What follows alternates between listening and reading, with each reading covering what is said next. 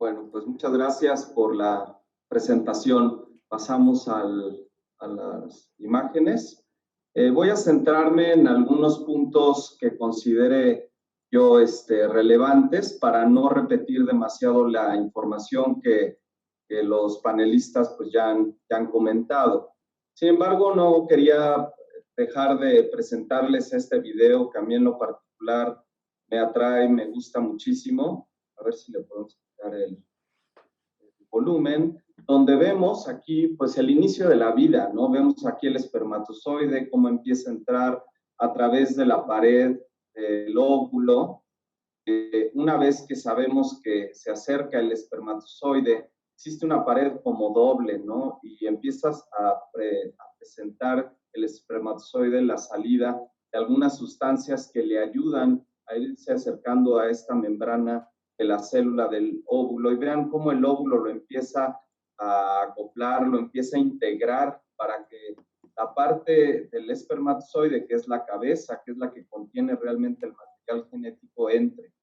Y todos los demás espermatozoides, que sabemos que son millones, empiezan a tratar de entrar también, pero el mismo óvulo empieza a proteger la individualidad del espermatozoide que ya logró entrar, segregando muchas sustancias que impiden que entren nuevos espermatozoides, de tal manera que la misma célula, una vez que logra ser incorporado la cabeza del espermatozoide, se vuelve impermeable para la entrada de otros espermatozoides. Ya en el interior del óvulo ya está la cabeza del espermatozoide y tiene su material genético que se empieza a organizar.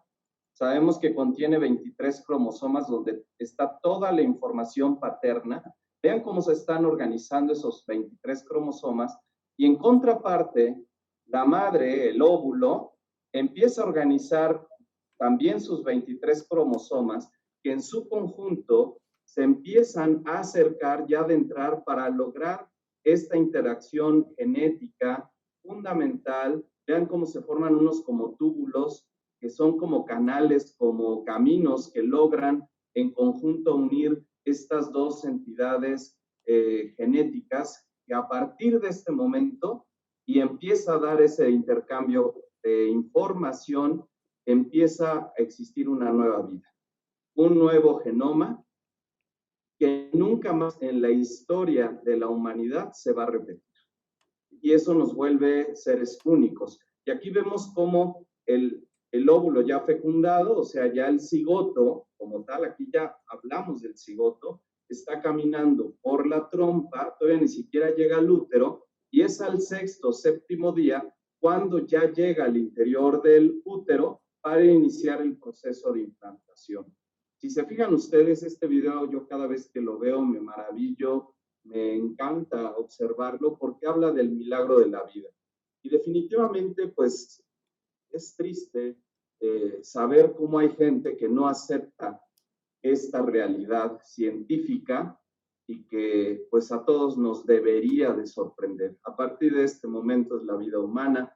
Y bueno, pues esta interacción celular, pues nos habla de que ya desde un inicio el embrión empieza a tener una diferenciación clara entre células que se van a empezar a dividir, obviamente esto ya como un organismo nuevo, ¿sí? No es una célula aislada en el cuerpo de una madre, ¿sí? Es un organismo nuevo con una información genética distinta a la de la madre, ¿sí? Que tiene una información totalmente diferente y que va a continuar su desarrollo.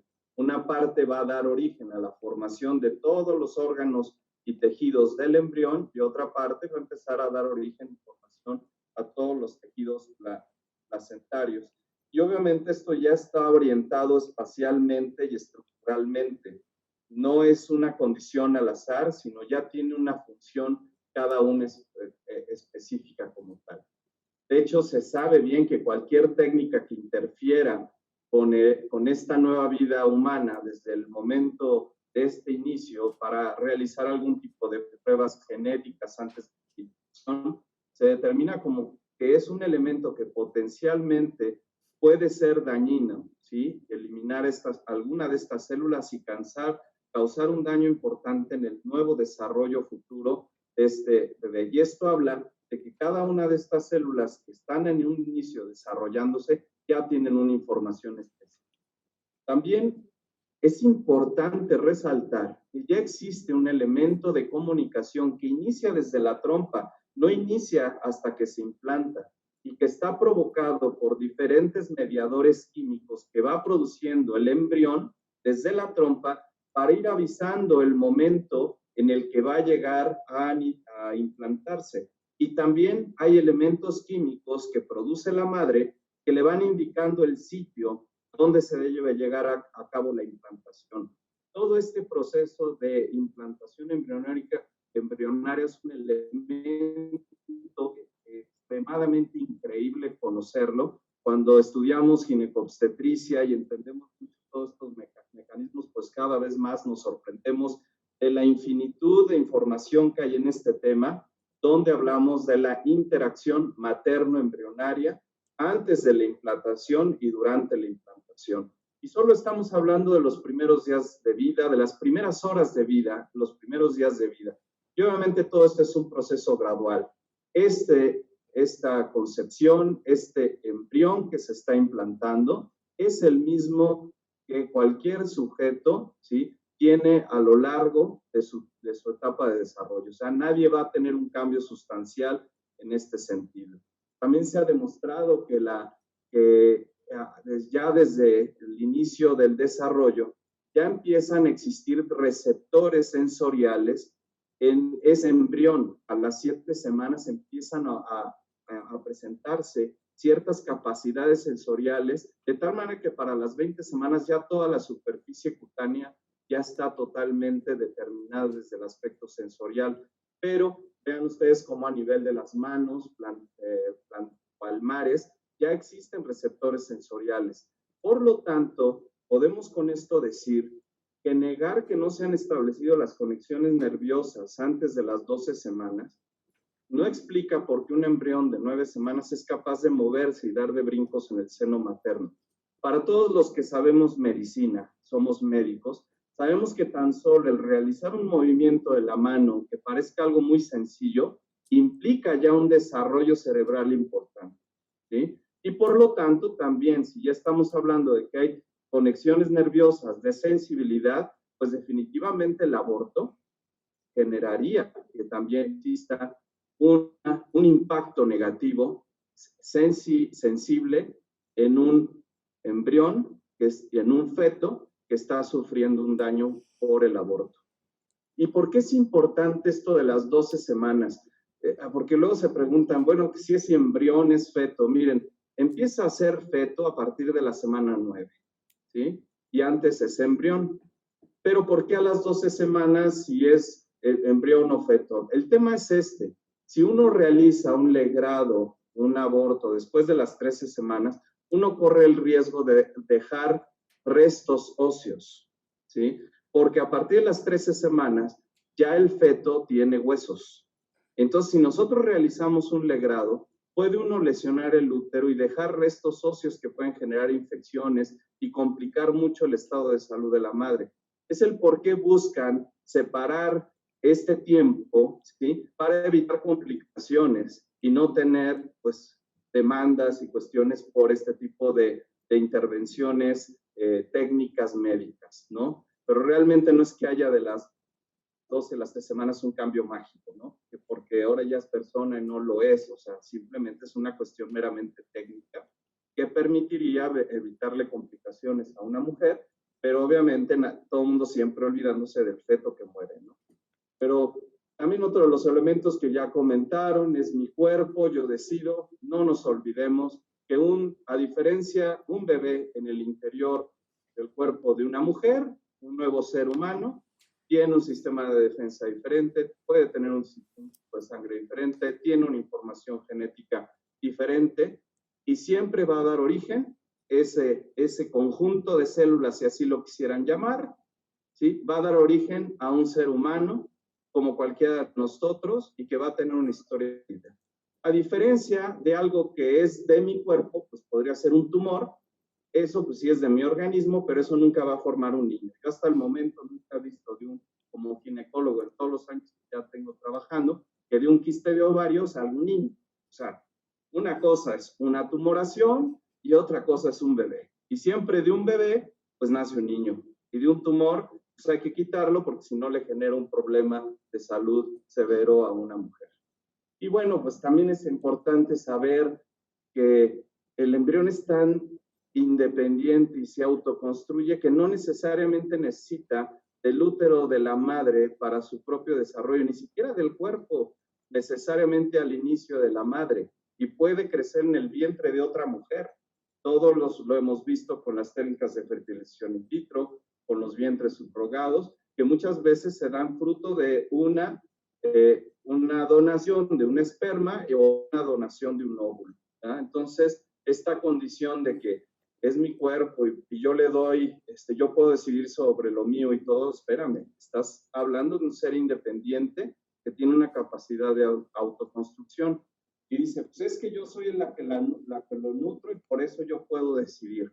Espérenme, todos en cierta manera, así como el embrión necesita agua, necesita sangre, proteínas, etcétera, también los seres humanos que ya hemos nacido y hemos tenido la virtud hoy en estas épocas de poder nacer, pues también necesitamos de agua, de comida, de aire y todo para poder sobrevivir. Si esa dependencia nos hace ser o no seres humanos, y si esto lo damos por bueno, entonces ninguno de nosotros en la Tierra seríamos seres humanos.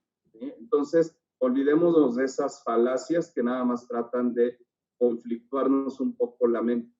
Podemos decir que el bebé no es parte de mi cuerpo, está en mi cuerpo, ¿sí? Es diferente, pero no puedo decidir por la vida de un ser humano independiente. Ahí cambia la visión totalmente. Hablemos un poquito de algunas cifras. A mí me gustan mucho las cifras. Aborto en casa, aborto médico, aborto seguro, dicen. En México se puede utilizar un medicamento que se llama misoprostol y existe algo de mifepristona oral y sabemos bien que estas técnicas se pueden emplear para dar el medicamento de tal manera que preferentemente mientras más temprano sea la toma es más eficaz, pero se puede dar hasta las 12 semanas. Sin embargo, no nos olvidemos que los riesgos existen por el uso de estos fármacos. Puede haber hemorragias, ¿sí? Puede haber un aborto incompleto, o sea, que no se expulse por completo el embrión, el tejido placentario, etcétera, y por lo tanto pueda también haber un efecto infeccioso, una condición infecciosa. Si esto llegara a ocurrir, muchas veces hay la necesidad de tener que realizar de todos modos un legrado instrumental que ya implica una cirugía, donde hay riesgos, como habían mencionado, perforación, una lesión, traumatismos o complicaciones que pueden generar infertilidad y, ¿por qué no?, hasta la muerte, ¿sí? Entonces, eso de hablar de que aborto seguro, aborto médico en casa y todo, que es una condición segura, eso no es cierto.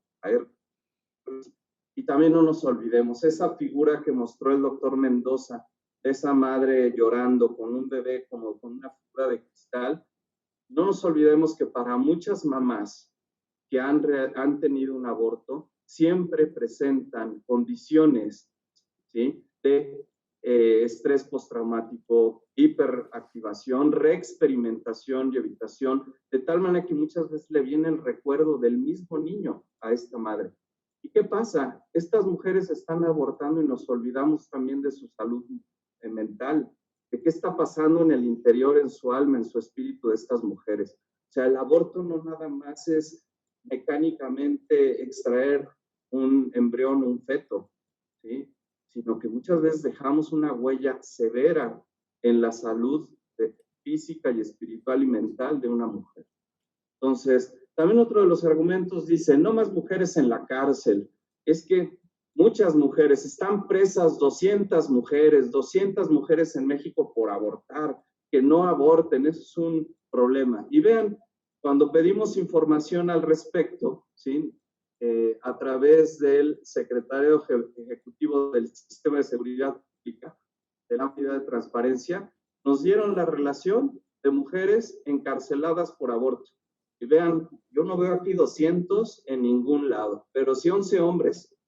Ahora sí que, y por estado, aparecen 5 en todos los estados, ¿sí? O sea, eso de que 200 mujeres, pues que me digan dónde, ¿eh?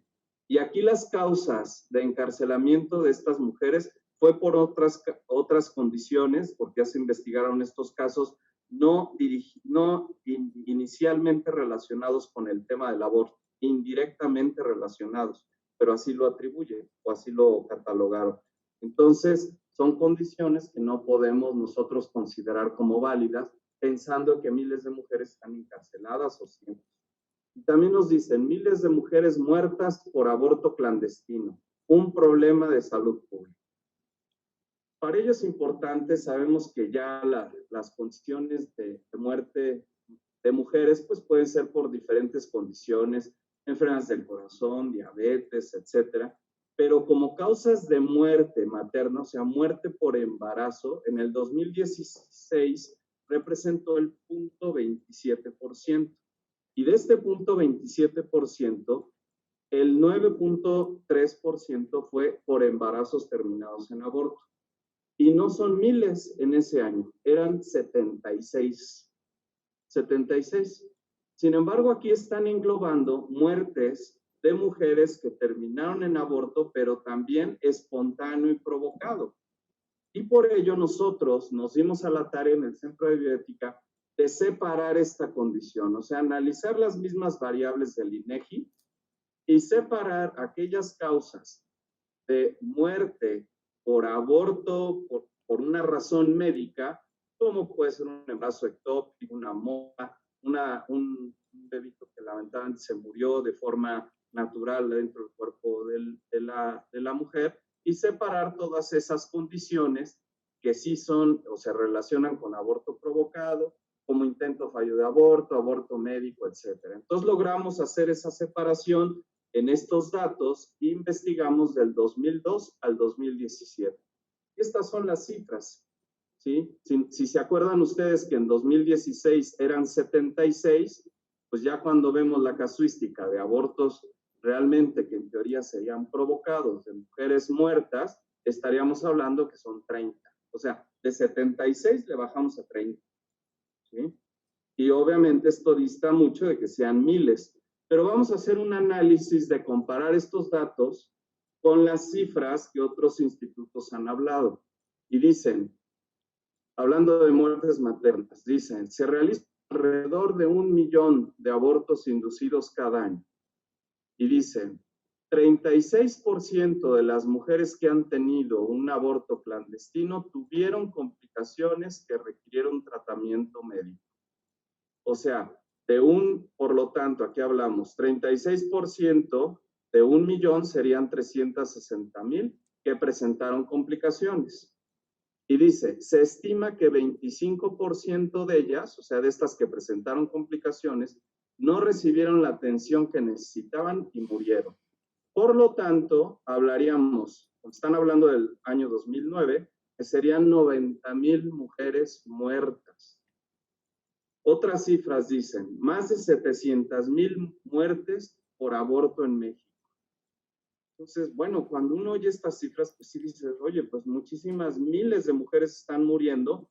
Sí, parece ser un problema de salud pública, pero ya comparamos con datos del INEGI, no datos, y estos datos son públicos, ¿eh? Obviamente hay que buscarlos, hay que hacer un análisis, hay que hacer una revisión estadística y todo, pero pues vean ustedes, comparando los 90,000 del estudio Guttmacher contra 25 del INEGI, ¿sí?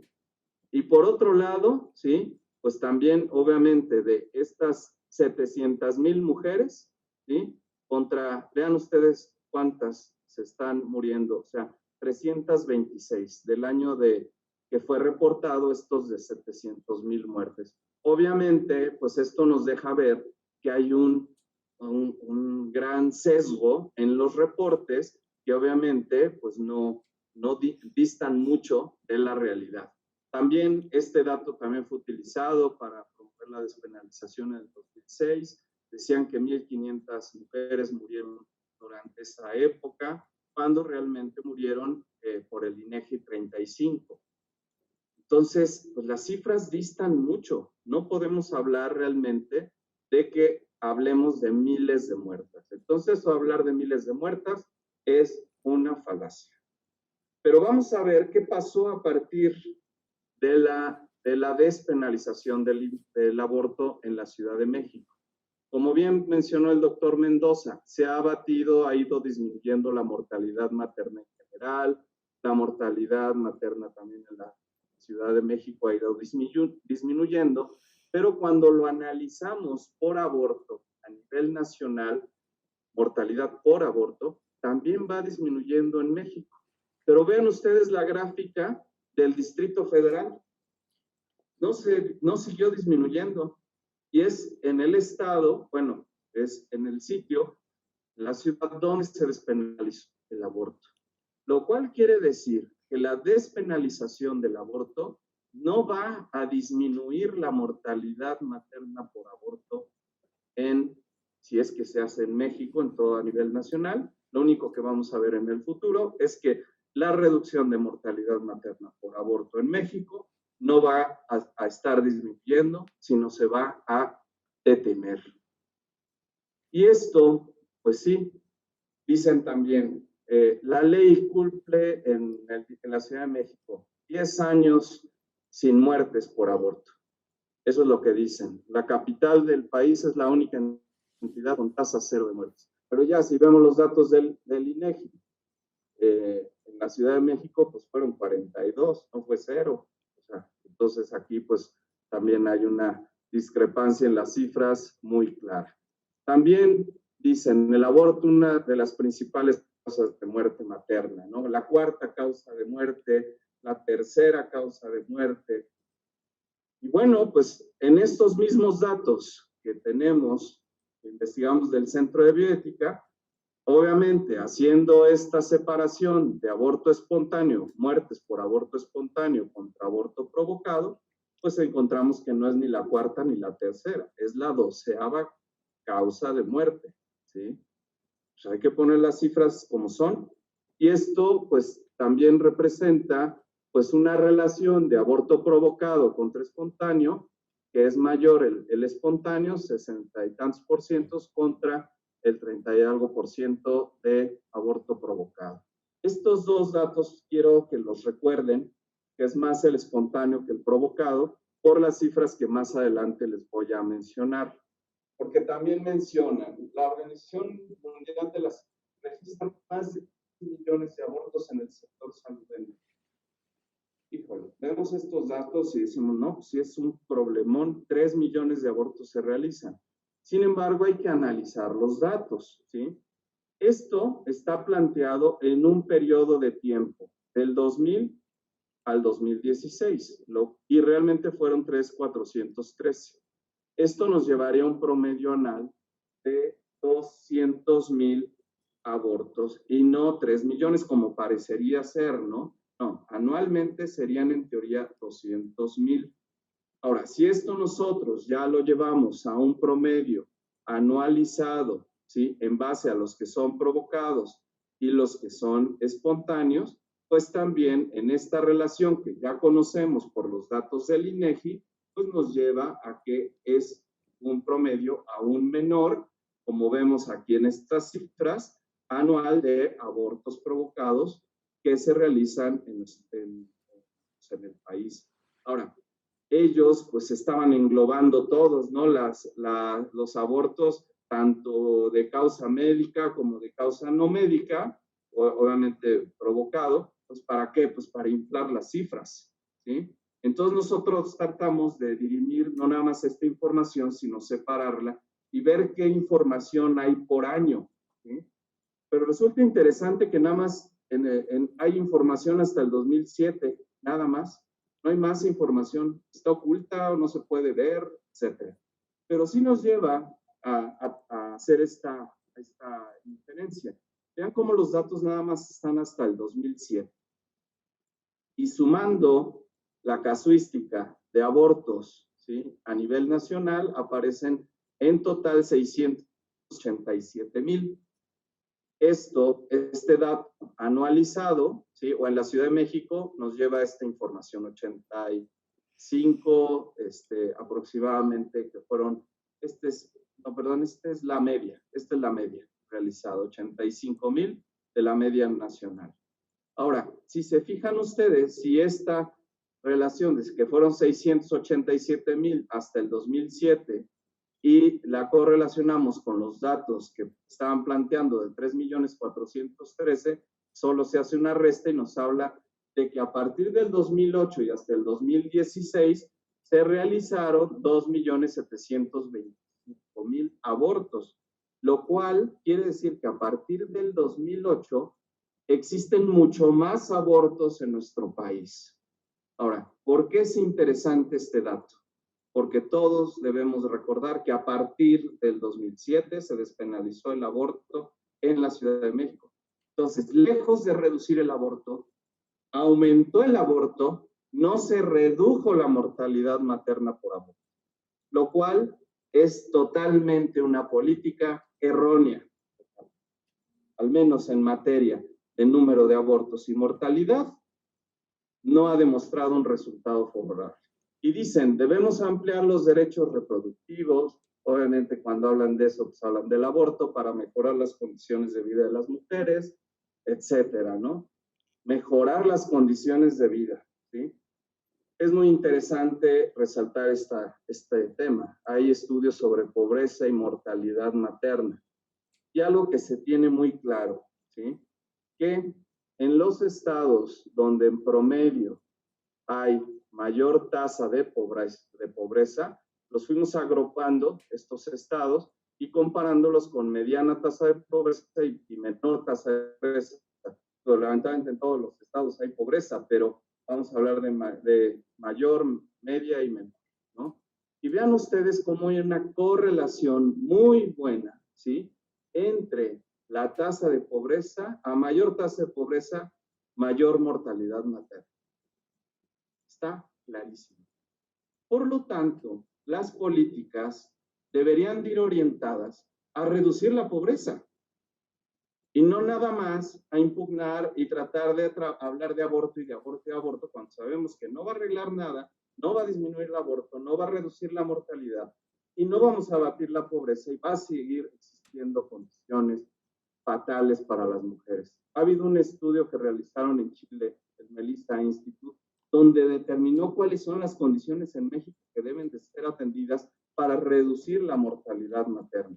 Dices, mejorar la escolaridad de la mujer, una atención obstétrica de emergencia oportuna y adecuada, la fecundidad y postergación de la maternidad, tener ahí un control adecuado en ese sentido, pero con una ética correcta, atención de parto por un profesional, agua potable, vean, agua potable. Es increíble que a estas alturas salga eso, embarazos de alto riesgo y el otro tema, violencia contra la mujer.